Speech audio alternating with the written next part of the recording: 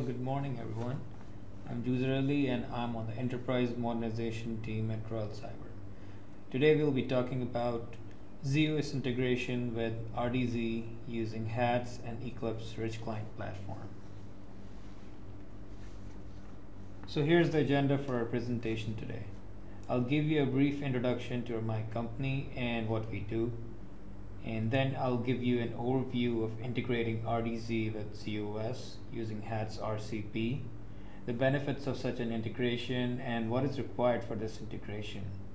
Then I will show you how to make this possible by showing you a live demo of HATS RCP integrated with RDz. I will first show you a sample use case that can be solved using this HATS RDz integration. I will then show you from the beginning how to create a HATS project, export it as an RCP plugin, installing the plugin in RDz, and then creating a menu manager action in RDz to invoke the HATS plugin from RDz. And after the demo, I'll quickly show you some of our offerings regarding RDz, and then we'll have some Q&A. So moving forward. RDz Dr is a premier IBM business partner specializing in software development and delivery solutions. Our enterprise modernization wing is fully focused towards providing services and training on modernized tools for mainframe and distributed application development. We have many training and services plans related to RDz, RD&T, RAA, and RTC, and we are also working on developing RDz add-on plugins and tools. So let's get to our main topic today, how to integrate ZOS ISPF functionality with RDz using HATS. As most of you might be aware, Menu Manager is a great RDz feature that enables you to execute ADSO commands, access utilities, and REXX and CLISTs scripts from RDz. It basically allows you to access those ZOS features that might not be readily available in RDz. However, Menu Manager has its share of limitations. For instance, you cannot access Conversational REXX and CLISTs using Menu Manager. And there are many ISPF goodies that are not yet available in RDz. For instance, the JES feature is not as feature-rich as SDSF. The XDC feature is missing, for instance. But there is a way to overcome all of these limitations present in RDz. It is possible to access all of your green screen functionality from within RDz.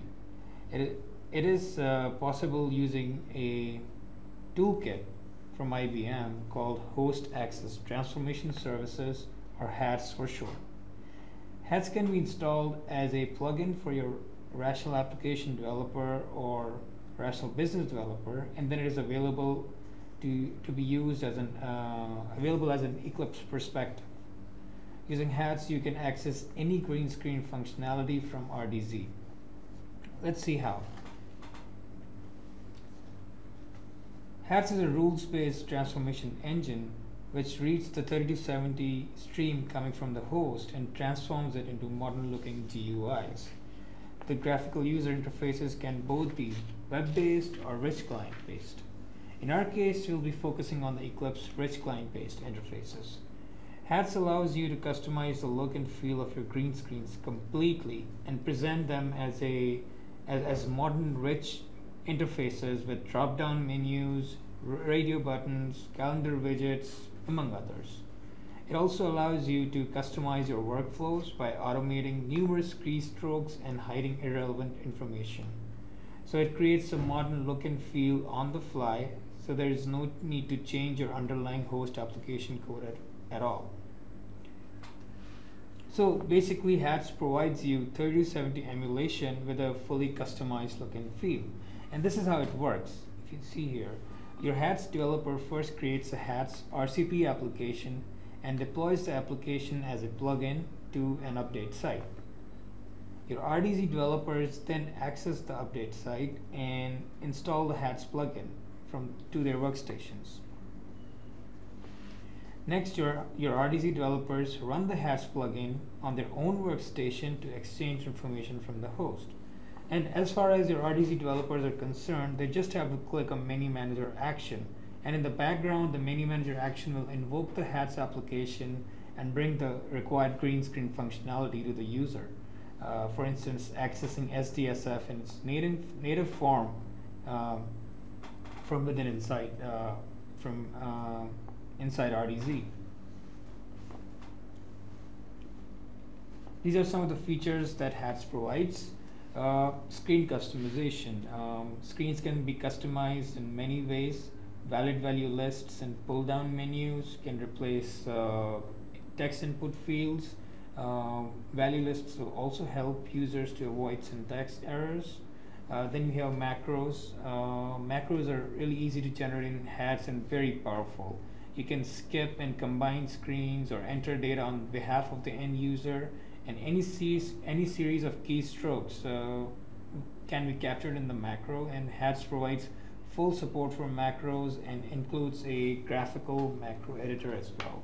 And global variables can be used to store and retrieve data, and HATS can also perform mathematical calculations based on global variables, and we're going to be making use of the global variables in our RDz integration as well to pass the user ID and password.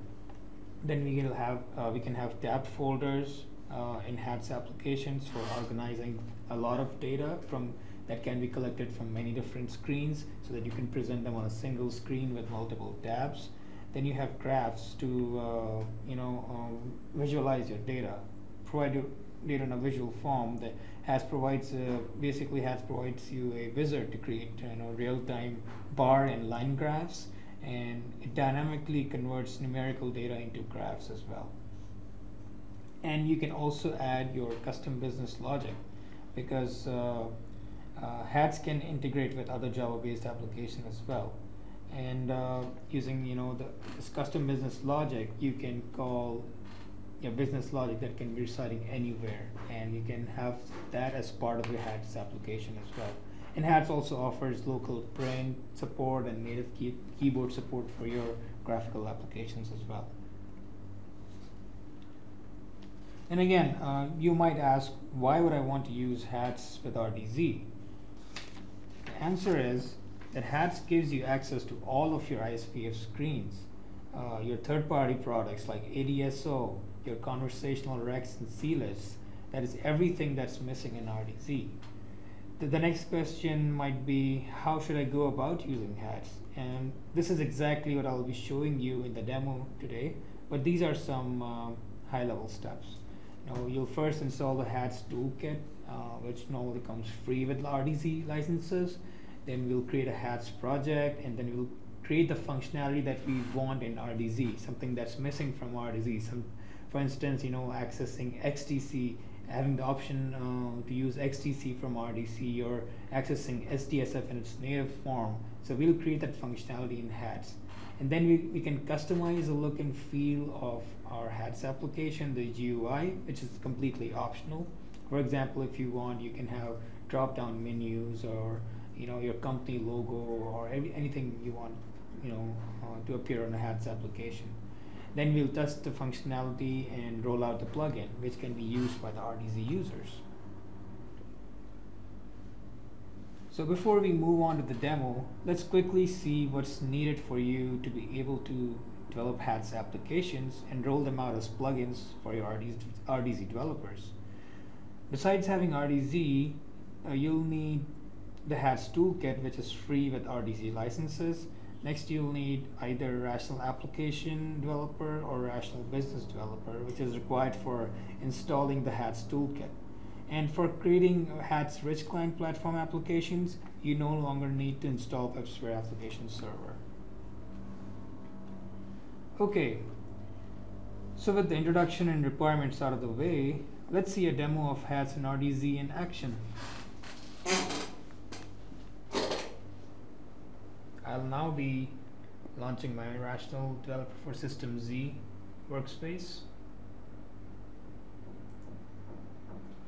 As you can see here, I have RDz open here.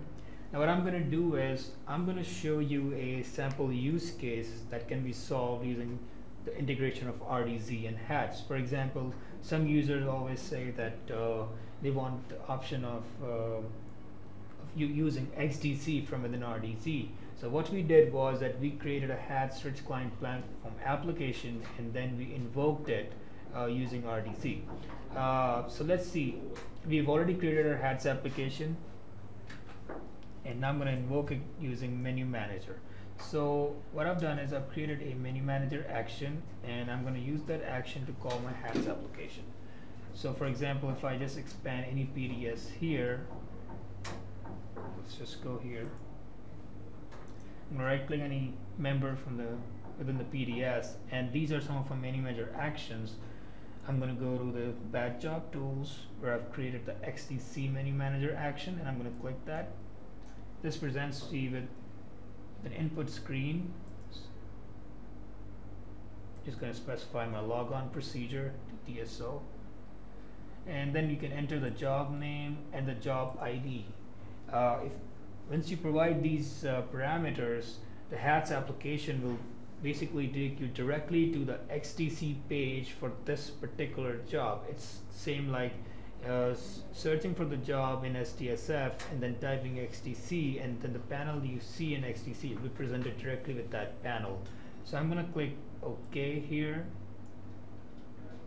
and now you see there's a new view that's been opened here, and it's connecting to the HATS application. Takes a few seconds to come up.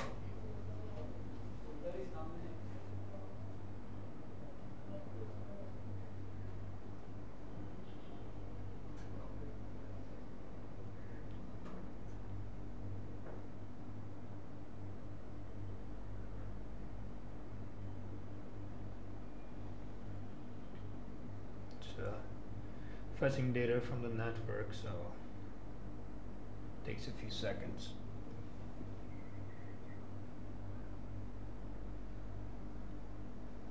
Alright, here we are. I'm just going to go ahead and maximize this view. So here you can see, here we have the SDSF open print dataset panel, which is the same as typing XDC next to any job in the SDSF menu. SDSF listing. Here's the data set, which is pre-filled. You can type any member you want. For example, I'm going to go ahead and type the member, and if I just give the enter key here, it's going to save the job log to the previous member that I specified. Now I can restore this view, and if I go back to my logs PDS, you can see that the member has been created, and we're able to see the logs which have been saved here through XDC. So this is pretty handy, so that you don't have to manually launch up a 3270 terminal emulator and then log in and then browse to then go to SDSF and then search for your job. You can just directly launch the menu manager action from here, provide in the job name and the job ID, and it's going to automatically take you to the XDC screen. So I'm going to go ahead and log out of this session. Now there's also an option that if you don't want the user to be using the ISPF or SDSF panels besides the XDC functionality, you can have them disconnected. But this is just a simple plugin that I've just created to show you the functionality. So this is how you can use HATS from within your RDz workspace as a menu manager action. So now what we're going to do is that we're going to create a new action and a new HATS project which will solve another use case, and we're going to call that HATS application using a menu manager action. It's a host access transformation services perspective available in your workbench. So I'm going to click it, and here I am in my HATS perspective. I already have one HATS project created over here. So now what we're going to do is we're going to create a new HATS project which will solve another use case. Let's say if someone wants to access native SDSF from RDz. So what we're going to do is we're going to create a HATS project and export that as a plugin, which will be used by a menu manager action to take the user from directly to SDSF from RDz. So I'm going to create a new HATS project now. So I'm going to go to File, New HATS Project. Here you can specify the project's name. Let's call it SDSF. And here are two deployment options. You can either deploy it to the web, or you could deploy it as a rich client. In this case, we're going to go for rich client. If you go for the web deployment option, then you're going to have to use the WebSphere application server as well. In that case, so in this case, we're not going to be using that, and we're just going to go with the rich client option. So I'm going to click next. Here you can specify the connection settings for your host name and type, and the port, and other settings. I'm going to click next again. Here I'm going to select a project theme, and this will basically determine how my HATS runtime looks like. So I'm going to go with the custom option, or you can go with the standard one, or you could go with a custom one. In the custom one, I have selected the arrow key navigation, which will let you use the arrow keys and the other keyboard keys in the same way as you do on the 3270 terminal. So I'm going to go with these options. I'm going to click next, and here you can specify the template. You want a blank template or a classic terminal. If you go with a classic terminal, whenever you launch the HATS application from RDz, you're going to see an interface just similar to a classic 3270 terminal emulator. In this case, I'm going to go with a blank one so as to make the HATS application look like the Eclipse, the RDz template. I'm going to click finish. And now the project has been created here with the name of SDSF, and we have landed on the project settings page. So I'm going to make a few changes here in the settings. Here you can see the overview of the project, the connections, the template that you've selected, the different rendering options. So I'm going to make some changes here. I'm going to go to the application keypad, and I'm going to select this disconnect option. So whenever you launch the application from RDz, your users will have to disconnect from the SDSF functionality anytime they want. And I'm going to also let the users use the host keypad. It's going to be visible once the HATS application launches from RDz. So I'm going to select that as well, and I'm going to go to other global variable overrides. I'm going to allow all global variables to be overridden by client requests. By doing so, whenever we will call this HATS application using menu manager, and when we'll pass the user ID and password as arguments to this HATS application, we will need this option to be enabled, because the global variables will be containing the user ID and password. We'll get to that in a moment when we'll record the macro. So I've set this option, and I'm going to close the settings page now. Now, what we want is whenever the user launches, clicks the menu manager action for SDSF, we want them to land directly on the SDSF screen. So for this purpose, we're going to have to record a macro. In HATS, when you record a macro, you can automate keystrokes and your workflow as well. So you can automatically, skip screens and fill data on the screen on behalf of the user and things like that. So I'm going to click this folder, and I'm going to click this button, open HATS host terminal, which brings me a terminal. And on this particular window, I have a couple of options. I can record a macro, play a macro, create customizations, and we'll get to that as well. So first thing is that we're going to record a macro. So I'm going to click this record macro button, and once the macro starts recording, every keystroke that we'll give will be recorded in the macro script. So I'm going to click this record button. Let's call it SDSF macro. So whenever a macro runs, it traverses from screen to screen, so it needs to know what screen it's currently navigating through. So each screen has to be recognized to the macro. So we're going to have to define some recognition criteria for each and every screen. So this is a logon screen, so we're going to say that whenever you find this text on this screen, recognize this as screen 1 or the logon screen. In this case, we can just name the screen whatever we want. We'll click finish, and now I'm going to type ADSO. You can see that on the left side the macro is recording all the keystrokes. So I'm going to hit enter. Now it wants my user ID. So I'm not going to type my user ID directly here. Instead, I'm going to add a prompt action. Using a prompt action, you can input information on the screen using variables and global variables in other ways. So first of all, I'm going to recognize the screen to the macro, and I'm going to highlight this text as the identifier. I'm going to call it user ID screen. And now I'm going to set my prompt action. So let's call this prompt action as user ID, and we're going to set this prompt.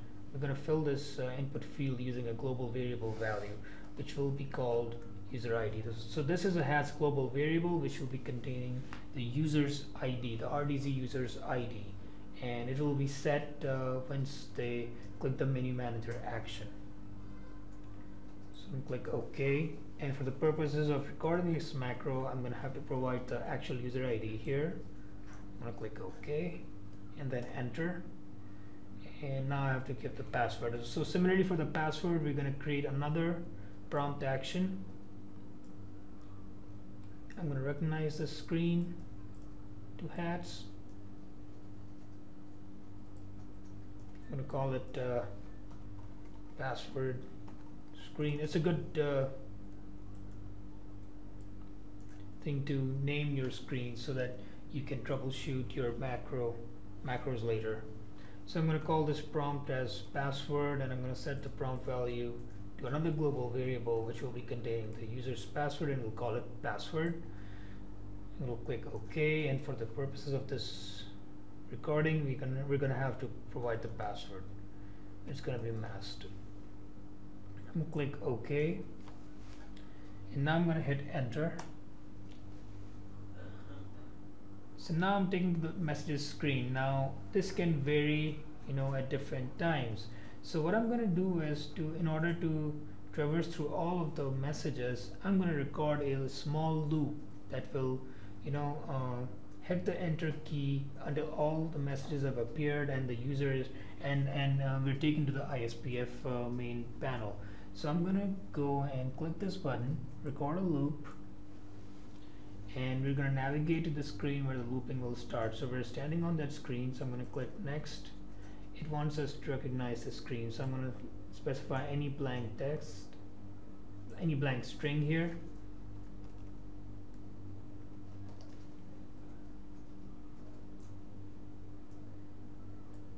So it doesn't matter what's on the screen.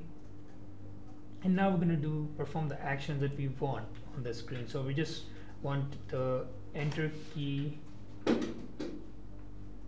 to be hit once we're on the screen. So we hit that once, and this will be, the macro will automatically give this key during each cycle of the loops. And I'm going to click next, and now we have to select how the loop should end. So in this case, we will end when a unique screen is recognized. So we're going to have to navigate to that screen. So I'm going to click next, and we're going to navigate to that screen. So I'm going to give a few enter keystrokes.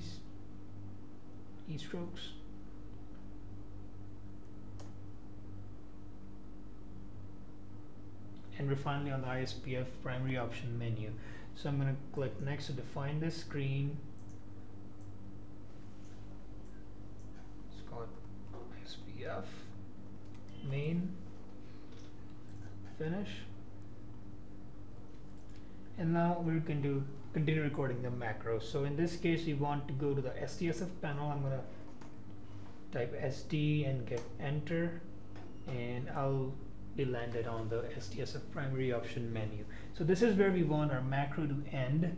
So I'm going to stop the macro recording, and I'm going to provide a name for the last screen of the macro, the exit screen. It's called SDSF main.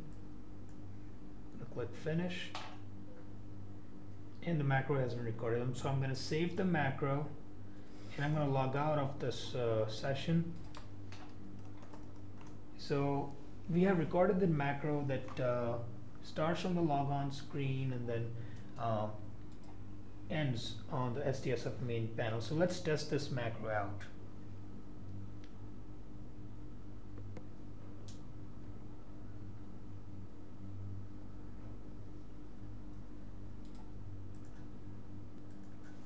So we're going to test our macro out now.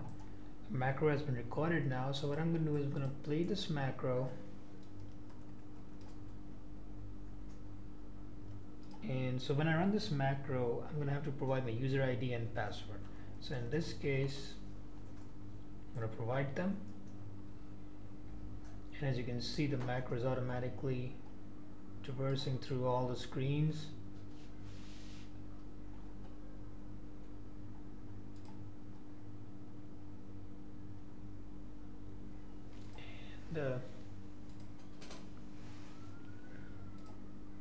Right now all the messages are appearing and the macro is looping to give the enter key whenever a messages screen appears.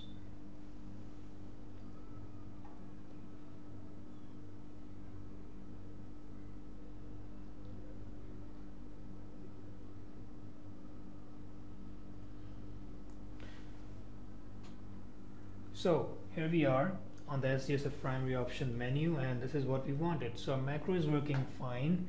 So the next step is how to call this macro. So whenever our HATS application runs, how will the application call this macro? So for this thing, we have another concept in HATS about screen customizations. We can create a screen customization in which we will pick a particular screen and tell HATS that whenever you encounter the screen, you are supposed to take this particular action. So let's say if we have this logon screen, if we create a screen customization for this particular screen, we will create the customization and specify to the customization that whenever this screen is recognized, you should play the SDSF macro. So let's create a customization. I can click this button, create HATS screen customization. It's called SDSF customization, SDSF cust, and I'm going to specify the recognition criteria. We can specify the same criteria that we use for the macro starting screen. And now this is the actions window. Here you can specify the actions to be taken when this screen is recognized. So in this case, we're not going to be applying a transformation. We're going to be playing a macro that we have recorded. So I'm going to click finish. So our screen customization has been created in the form of an event file here. So you can see the criteria defined here and the actions to be taken. So this is our basic HATS application, and whenever this application will run, starting on the logon screen, it will fire off the screen customization, which will direct the application to run a macro which lands on the SDSF primary option menu. So we can even test our application out here by right-clicking the project and using the run option.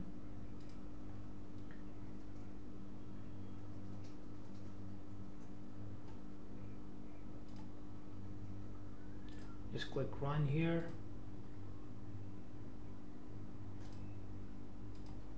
and this is the application that we created. So I'm going to right click and open it. Of course it's not going to work right now because the global variables for the user ID and password are empty right now, so it's going to return an empty value, and thus our application will not work. So I'm just going to close this.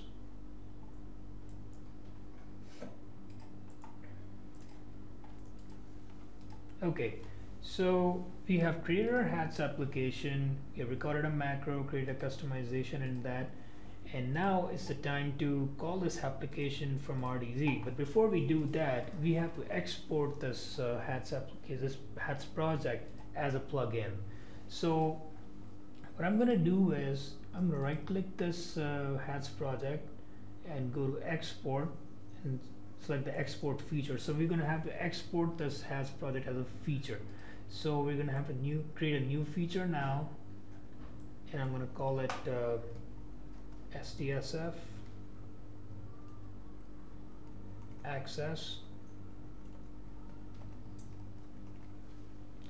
and we're going to select the HATS project that we want to be included in this feature. So I'm going to click finish, and here I'm going to specify the directory that we want it to be exported to. So I'm going to select this directory, I'm going to click finish,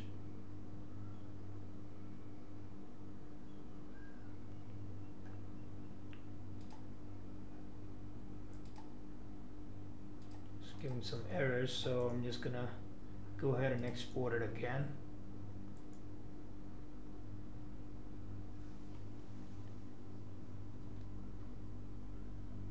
Alright, so I exported without any errors. So I'm going to right click this project again, and now I need to export some HATS runtime features which are required when you run this RCP application through RDz. So I've done that as well. Now is the time to create a new HATS update site project to which your RDz users will connect and install this plugin from. So I'm going to create a new project. I'm going to call it demo site, and I'm going to install it to the same local directory that I exported my other features to. So I'm going to copy this name and specify it here, and I'm going to click the finish button. Now our update site project has been created. Now we need to modify its site.xml, and we need to create a new category. Let's call it the SDSF category.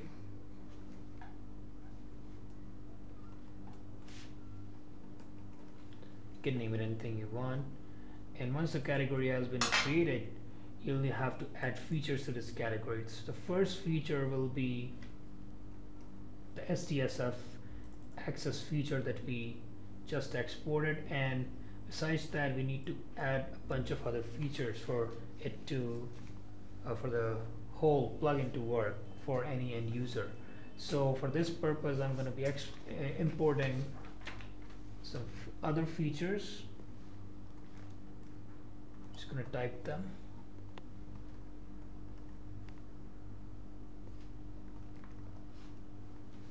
This is the first one. Then you have com.ibm.hats.core.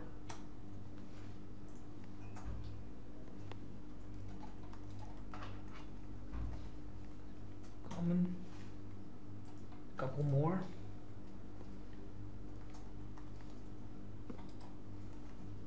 Just rendering. And finally the org.clips.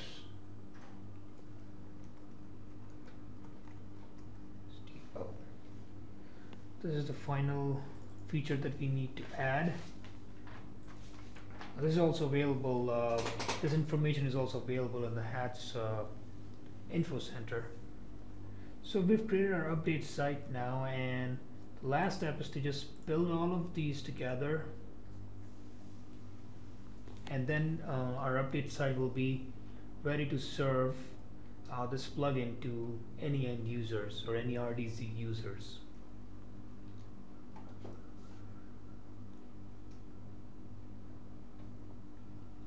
takes a few seconds to publish the data.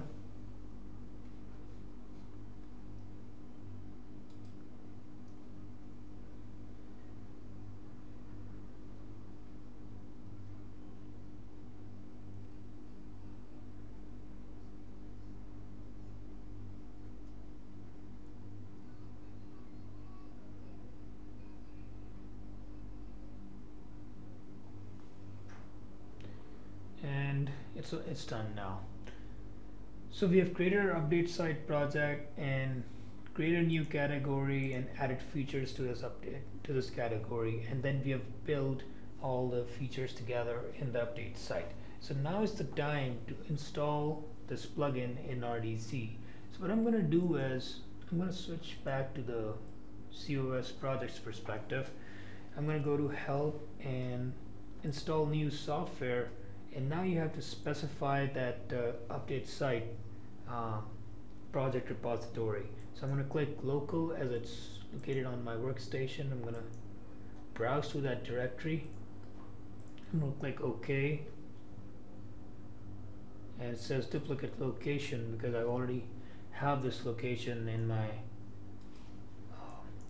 environment. So I'm just going to click this drop down menu and I'm going to select this update site, and as you can see it's showing this that we have some new software available. This is the particular feature that we created, so I'm going to click next.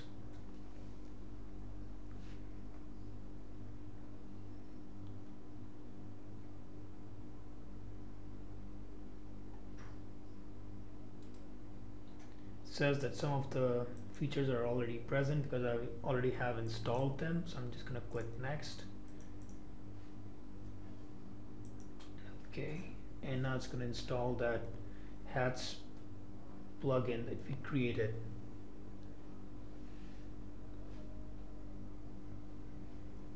So it's finished installing the plugin and now it's asking us to restart the workbench, so we're just going to do just that.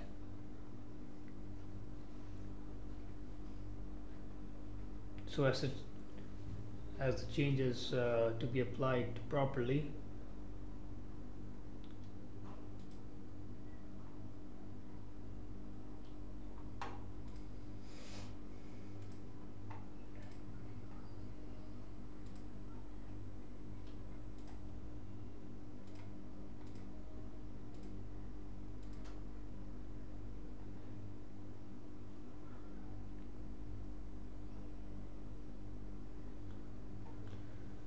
Takes a few seconds to come up.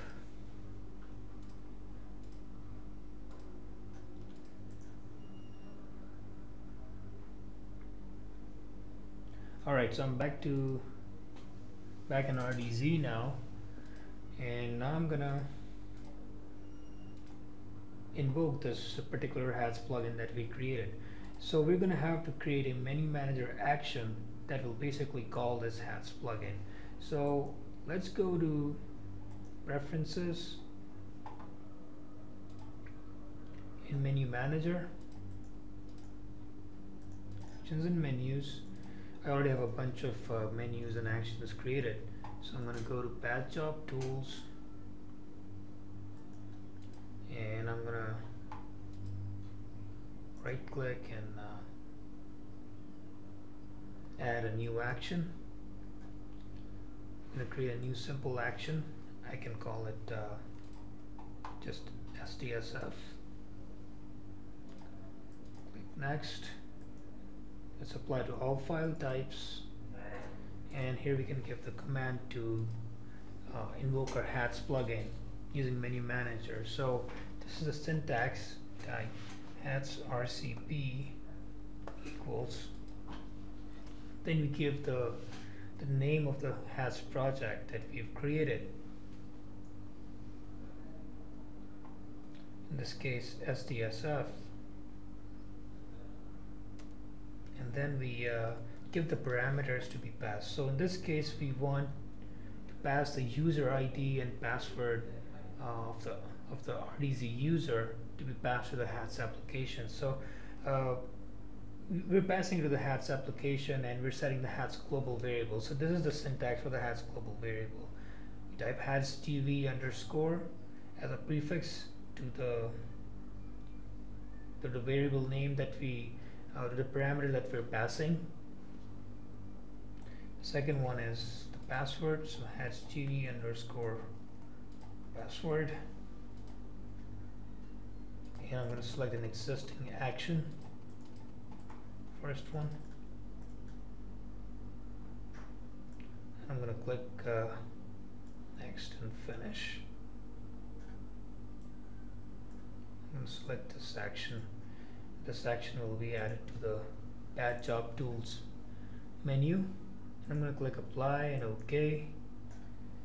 So just double checking the name of our HATS application. This is important as this will be passed in the command. So I'm going to go back to his US projects perspective. So as you know that many manager actions are available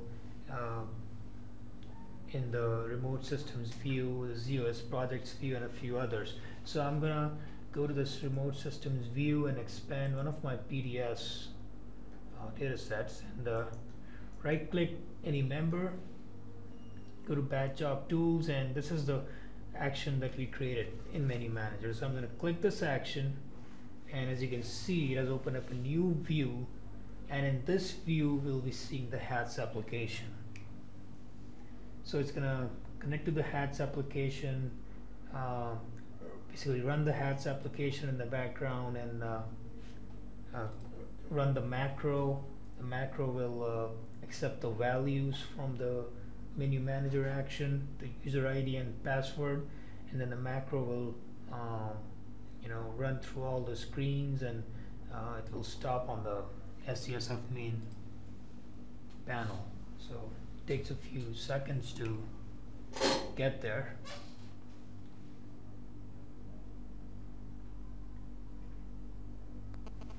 And I'm just going to maximize this view. As you can see here, we have landed directly on the SDSF primary option menu over here. So this is what we did in our HATS project.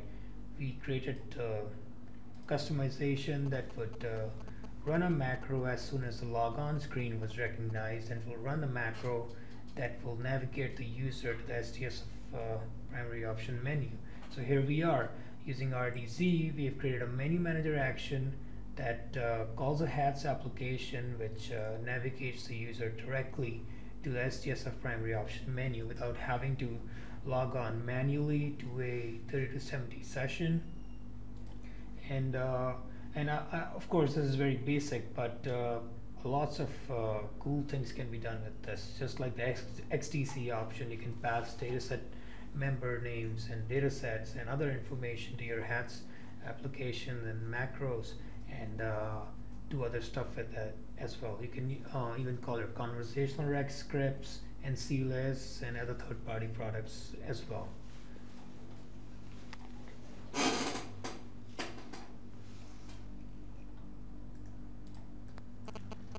So this basically wraps up the demo. If you have any questions or comments, please let us know after the presentation is over.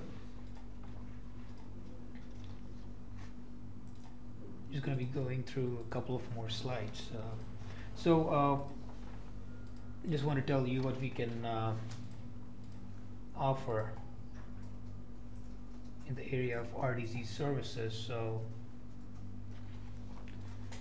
we have a whole team dedicated to RDz services and utility development, and we're offering RDz education and mentoring services. So here are some of the offerings that we have made available. We can